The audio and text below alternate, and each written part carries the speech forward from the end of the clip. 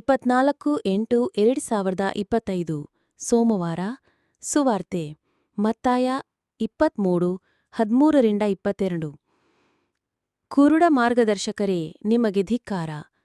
ಆ ಕಾಲದಲ್ಲಿ ಯೇಸುಸ್ವಾಮಿ ಧರ್ಮಶಾಸ್ತ್ರಿಗಳನ್ನೂ ಪರಿಸಾಯರನ್ನೂ ಉದ್ದೇಶಿಸಿ ಹೀಗೆಂದರು.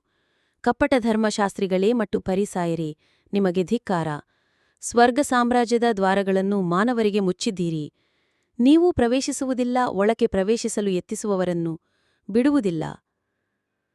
ಕಪಟ ಧರ್ಮಶಾಸ್ತ್ರಿಗಳೇ ಫರಿಸಾಯರೇ ನಿಮಗೆ ಧಿಕ್ಕಾರ. ವಿಧವಿಯರ ಮನೆಮಾರುಗಳನ್ನು ನೀವು ನುಂಗಿಬಿಡುತ್ತೀರಿ. ನಟನೆಗಾಗಿ ಉದ್ದುದ್ದ ಜಪತಪಗಳನ್ನು ಮಾಡುತ್ತೀರಿ. ನೀವು ಅತಿ ಕಠಿಣವಾದ ದಂಡನೆಗೆ ಗುರಿಯಾಗುವಿರಿ. ಕಪಟ ಧರ್ಮಶಾಸ್ತ್ರಿಗಳೇ ಮತ್ತು ಫರಿಸಾಯರೇ ನಿಮಗೆ ಧಿಕ್ಕಾರ. ಕೇವಲ ಒಬ್ಬ ವ್ಯಕ್ತಿಯನ್ನು ಮತಾಂತರಿಸಿಕೊಳ್ಳುವುದಕ್ಕಾಗಿ ಜಲನೆಲಗಳನ್ನು ಸುತ್ತಿಬರುತ್ತೀರಿ. ಮತಾಂತರಗೊಂಡ ಬಳಿಕವಾದರೋ ಅವನು ನಿಮಗಿಂತಲೂ ಇಮ್ಮಡಿ ನರಕಕ್ಕೆ ಗುರಿಯಾಗುವಂತೆ ಮಾಡುತ್ತೀರಿ.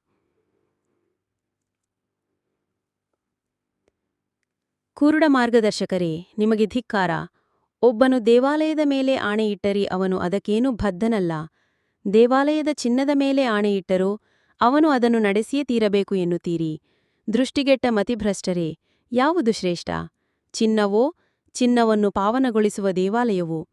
ಅಂತೆಯೇ ಒಬ್ಬನು ಬಲಿಪೀಠದ ಮೇಲೆ ಆಣೆಯಿಟ್ಟರೆ ಅದಕ್ಕೇನೂ ಬದ್ಧನಲ್ಲ. ಬಲಿಪೀಠದ ಮೇಲಿರುವ ಕಾಣಿಕೆಗಳ ಮೇಲೆ ಆಣೆಯಿಟ್ಟರೋ ಅದನ್ನು ಅವನು ನಡೆಸಿಯೇ ತೀರಬೇಕು ಎನ್ನುತ್ತೀರಿ. ದೃಷ್ಟಿಹೀನರೇ, ಯಾವುದು ಶ್ರೇಷ್ಠ? ಕಾಣಿಕೆಯೋ, ಕಾಣಿಕೆಯನ್ನು ಪಾವನಗೊಳಿಸುವ ಬಲಿಪೀಠವೋ? ಬಲಿಪೀಠದ ಮೇಲೆ ಆಣೆಯಿಡುವವನು ಬಲಿಪೀಠದ ಮೇಲೆ ಮಾತ್ರವಲ್ಲ, ಅದರ ಮೇಲಿರುವ ಪ್ರತಿಯೊಂದು ಕಾಣಿಕೆಯ ಮೇಲೂ ಆಣೆಯಿಡುತ್ತಾನೆ. ದೇವಾಲಯದ ಮೇಲೆ ಆಣೆಯಿಡುವವನು ಅದರ ಮೇಲೆ ಮಾತ್ರವಲ್ಲ, ಅದರಲ್ಲಿ ನೆಲೆಸುವ ದೇವರ ಮೇಲೂ ಆಣೆಯಿಡುತ್ತಾನೆ. ಹಾಗೆಯೇ ಸ್ವರ್ಗದ ಮೇಲೆ ಆಣೆಯಿಡುವವನು ದೇವರ ಸಿಂಹಾಸನದ ಮೇಲೂ ಅದರಲ್ಲಿ ಆಸೀನರಾಗಿರುವವರ ಮೇಲೂ ಆಣೆಯಿಡುತ್ತಾನೆ.